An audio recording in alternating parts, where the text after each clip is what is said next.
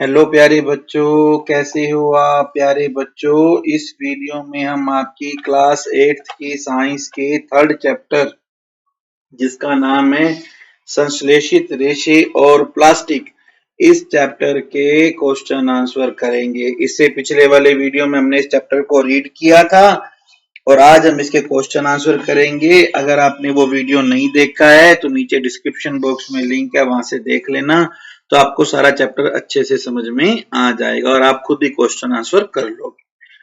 तो सबसे पहले हम करेंगे पाठगत प्रश्न जो कि हमारे बुक के अंदर दिए होते हैं।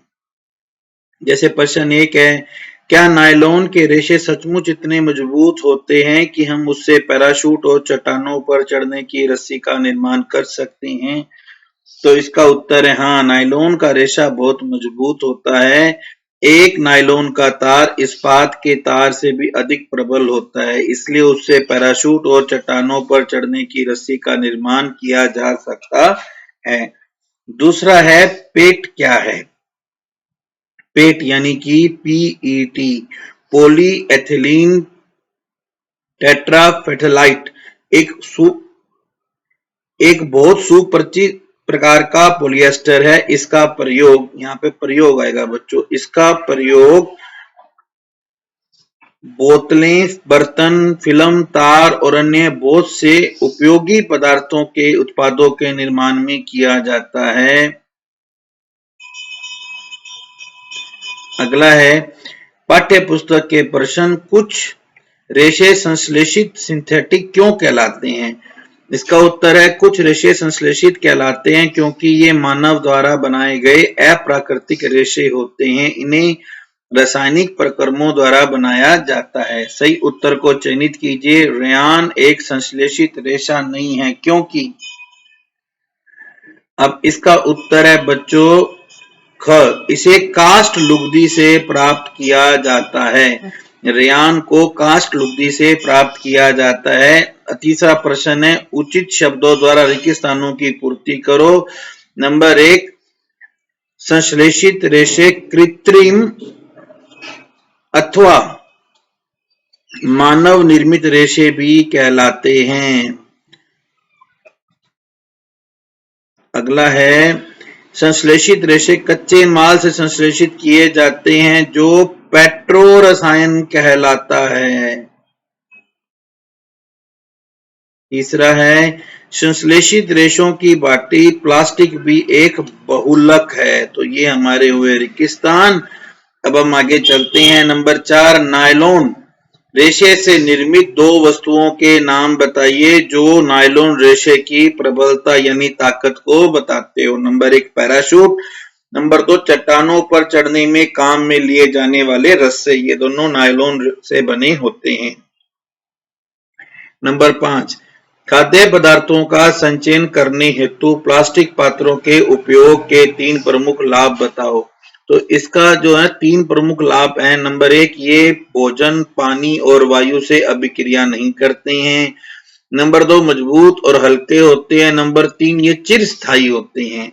छठा प्रश्न है, थर्मोप्लास्टिक और थर्मोसेटिंग प्लास्टिक के मध्य अंतर स्पष्ट करो। तो थर्मोप्लास्टिक होता है ऐसा प्लास्टिक जो गर्म करने पर आसानी से विकृत हो जाता है और सरलता पूर्वक मुड़ जाता है। इसका उदाहरण है polythene, polyvinyl chloride, PVC.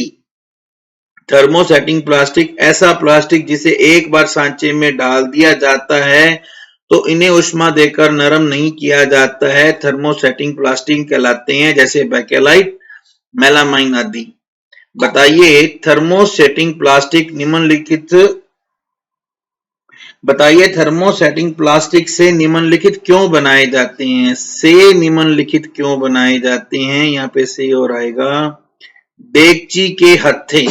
Number 2, विद्युत प्लग स्विच प्लग बोर्ड। देगची के हत्थे थर्मोसेटिंग प्लास्टिक बैकेलाइट से बनाए जाते हैं क्योंकि यह ऊष्मा और विद्युत का कुचालक होता है। दूसरा है, विद्युत plug switch plug board thermosetting plastic Bakelite के बनाए जाते हैं क्योंकि यह प्लास्टिक विद्युत का कुचालक होता है। अब हमें कुछ पदार्थ बताए गए जैसे टेलीफोन यंत्र, प्लास्टिक के खिलौने वगैरह, और इनमें हमें छांट कर बताना है कि इनमें किसको हम पुनः चक्रित कर सकते हैं और किसको हम पुनः चक्रित नहीं कर सकते हैं। तो इसका उदाहरण है पुनः चक्रित रिसाइकल में हम प्लास्टिक के खिलौने, सामग्री लाने वाले थैले, बॉल पॉइंट, प्लास्टिक के कटोरे, विद्युत तारों के प्लास्टिक के आवरण, प्लास्टिक की कुर्सियों को हम रिसाइकल कर सकते हैं, जबकि टेलीफोन यंत्र, कुकर के हत्थे, विद्युत के स्विच, इन्हें हम रिसाइकल नहीं कर सकते हैं। ये बेकेलाइट के बने होते हैं और ये जो होते हैं ये थर्मोसेटिंग के बने होते हैं और ये थर्मोप्लास्टिक होता है। राणा गर्मियों के लिए कमीजें खरीदना चाहता है, उसे सूती कमीजें खरीदनी चाहिए या संश्लेषित? कारण सहित राणा को सलाह दीजिए। तो राणा को गर्मियों के लिए सूती कमीजें खरीदनी चाहिए क्योंकि सूती कपड़ा उष्मा का कुचालक है, ये हमारे शरीर में भारे उष्मा को प्रवेश नहीं करने देता, इस प्रकार हमारे शरीर को उष्मा से बचाता है। नंबर 2, सूती कपड़े में पसीना सोखने की क्षमता होती है जिससे हमारा शरीर ठंडा रहता है। संश्लेषित कमीजें ना तो पसीना सोखती है ना ही छिद्र युक्त होती है, इसलिए राणा को गर्मियों में सूती कमीजें खरीदनी चाहिए। 10वां प्रश्न है, उदाहरण देकर प्रदर्शित कीजिए कि प्लास्टिक की प्रकृति असंक्षारक नॉन कोरोसिव होती है। असंक्षारक का मतलब प्लास्टिक जो है ये जल और वायु से अभिक्रिया नहीं करते, उनका संक्षारण आसानी से नहीं होता है, अतः प्लास्टिक की प्रकृति असंक्षारक है। और जैसे एक एग्जांपल देखो, विभिन्न प्रकार के रसायन जो केमिकल हैं, जो आपने अपने स्कूल में केमिकल देखे होंगे, वो प्लास्टिक की बोतलों में रखे जाते हैं। इसका उपयोग सभी तरह के भोजन के भंडारण में किया जाता है क्योंकि रखे हुए भोजन से कोई अभिक्रिया नहीं करता। जैसे कि हम कहते हैं कि अगर तांबे के बर्तन में लस्सी रख देंगे तो खराब हो जाता है या वो लस्सी खराब हो जाती है, आप प्लास्टिक के बर्तन में रख लो कोई प्रॉब्लम नहीं आती है। इसी तरह से अचार और पानी प्लास्टिक के बर्तनों में इकट्ठे किए जाते हैं। अगला बहुत ही अच्छा प्रश्न है कि क्या दांत साफ करने के ब्रश का हैंडल और शुक, शुक मतलब वो जो आपने देखा होगा ना, जैसे मान लो ये आपका टूथपेस्ट है, ये आपका ब्रश है, तो ये जो ऊपर डंडे डंडे से होते हैं ये होते हैं शुक। ये जो शुक है क्या ये एक ही पदार्थ के बनने चाहिए? उत्तर दो।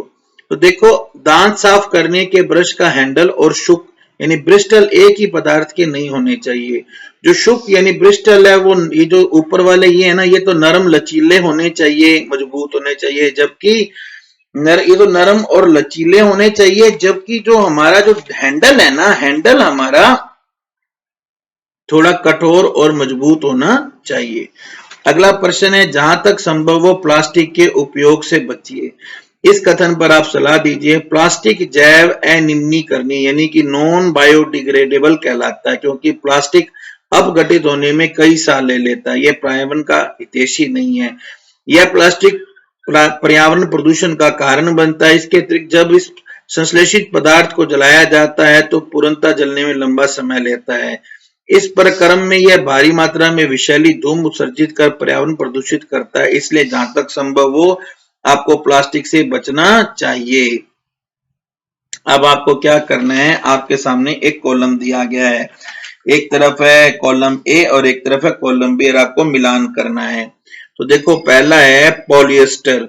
पॉलिएस्टर जो होता है, पॉलिएस्टर कपड़े में आसानी से बल नहीं पड़ते हैं। टेफलॉन, टेफलॉन में ना चिपकने वाले भोजन बनाने के पात्रों के निर्माण में उपयोग में लाया जाता है। जैसे जो आप जो घर में अपने इडली सांभर वगैरह बनाते हैं ना, तो ये टेफलॉन के बर्तनों में बनाते हैं क्योंकि इसमें खाना चिपकता नहीं। अप्पे वगैरह। रेयान, रेयान जो है ये कास्ट लुगदी का उपयोग कर कर बनाया जाता है और नायलॉन पैराशूट और मोजा बनाने में, मोजा मतलब जुराबे बनाने में उपयोग किया जाता है। अगला प्रश्न है, संश्लेषित रेशों का औद्योगिक निर्माण वास्तव में वनों के संरक्षण में सहायक हो रहा है। देखो, संश्लेषित रेशों का औद्योगिक निर्माण वास्तव में वनों के संरक्षण में सहायक हो रहा है क्योंकि इसके लिए ना तो पेड़ काटने पड़ते हैं, ना जानवरों का शिकार करना पड़ता है। संश्लेषित रेशे रसायन से बनाए जाते हैं और ये रसायन वनों से प्राप्त नहीं होते हैं, इन्हें कृत्रिम रूप से तैयार करते हैं। 15वां प्रश्न है, यह प्रदर्शित करने के लिए क्रियाकलाप का वर्णन कीजिए कि थर्मोप्लास्टिक विद्युत का कुचालक है। तो अब आपको क्या करना है, जैसे ये दिया गया है ऐसे चित्र के अनुसार एक विद्युत परिपथ तैयार करना है।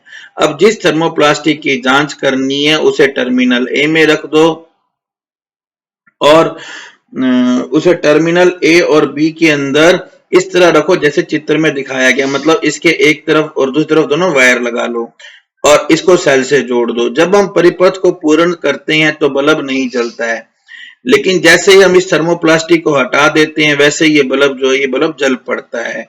तो इससे पता चलता है कि थर्मोप्लास्टिक विद्युत का कुचालक है। और इस तरह से प्यारे बच्चों हमारा ये जो तीसरा पाठ है वो पूरा होता है और अगले वीडियो में हम चौथे पाठ के पढ़ेंगे। अगर आपने अभी तक चैनल सब्सक्राइब नहीं किया है तो भैया सब्सक्राइब कर लो, वरना फिर कमेंट कर करके पूछते हो कि सर हमें चौथा चैप्टर नहीं मिल रहा है, सर हमें क्वेश्चन आंसर नहीं मिल रहे हैं, सर हमें प्लीज रिप्लाई करो। मेरे पास इतना टाइम नहीं होता है, मैं रिप्लाई नहीं कर पाऊंगा। तो फटाफट आप चैनल सब्सक्राइब करके और आप अपना जो बेल आइकन है उसको भी दबा के रख दो ताकि फटाफट आपको नोटिफिकेशन मिल जाए। Thank you, have a good day.